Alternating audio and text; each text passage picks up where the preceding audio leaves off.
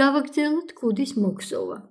შეხედეთ დავამთავრე ბოლო რიგი, ანუ 9 ჰაეროვანი თვალის შემდეგ მატებას აღარ ვაკეთებდით და მიგითხარით 6 ან 7 რიგი უნდა მოვგზავნოთ სულ ცხრიანებით. მანამდე შეხედეთ უფრო პატარებია იზრდებოდა, თავიდან იყო აი აქ 2 ჰაეროვანი, 3 ჰაეროვანი, 4, 5, 6, 7, 8, 9 და მერე 9.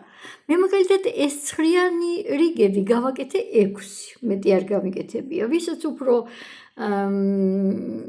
შუბლს ქვემოთ ჩამოწეული კუდი უნდა, ცოტა ღრმად ჩამოწეული, მაშინ 7-9 ჰაეროვანიანი რიგი უნდა გააკეთოს.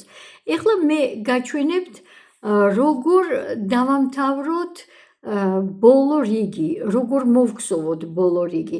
აი მე ნაწილი მოგზოვილი მაქვს და მენახვევინა.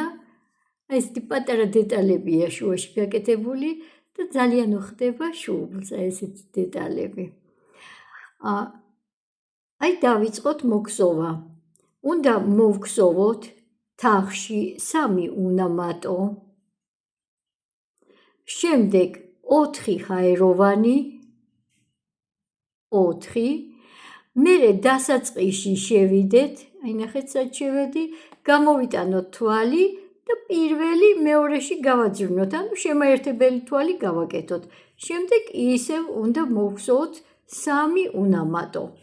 ეხლა თითქოს ისე ჩანს, რომ აქ ადგილი დარჩა და კიდევ საჭიროა, მაგრამ არ არის საჭირო, მოგზოვეთ, ყველაფერი კარგად გაკეთდება.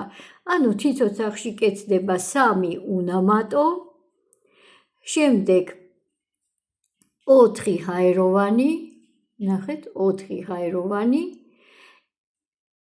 შევდივართ ამ 4 ჰაეროვნის ძირში, გამოგვაქვს თვალი, პირველს მეორეში გავაძვრენთ და ისევ 3 უნამატოს გსოვთ.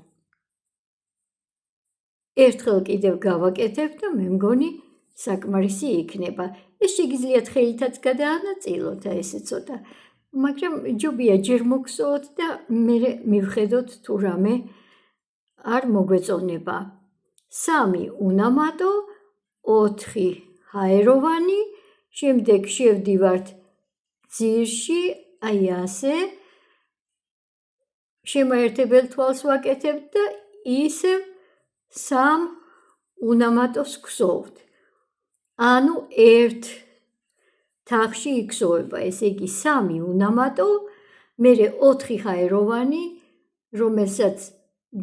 რომლის ძირიდანაც გამოყვავს თვალი და შემაერთებელს ვაკეთებთ, აი ესე მოიღუნება ეს 4 ჰაეროვანი და ესეთი დეტალი გაკეთდება და შემდეგ ისევ 3 უნამატო.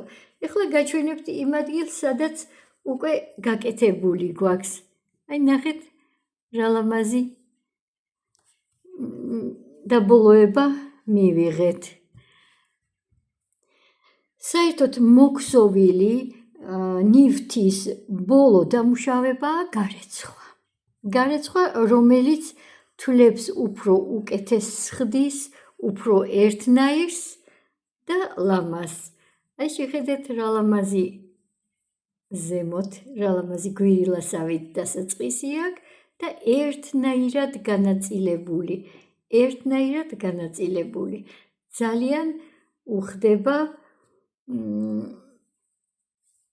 ქალბატონებს, გოგონებს ასეთი ნაკსოვი კუდი. გისურვებთ წარმატებას.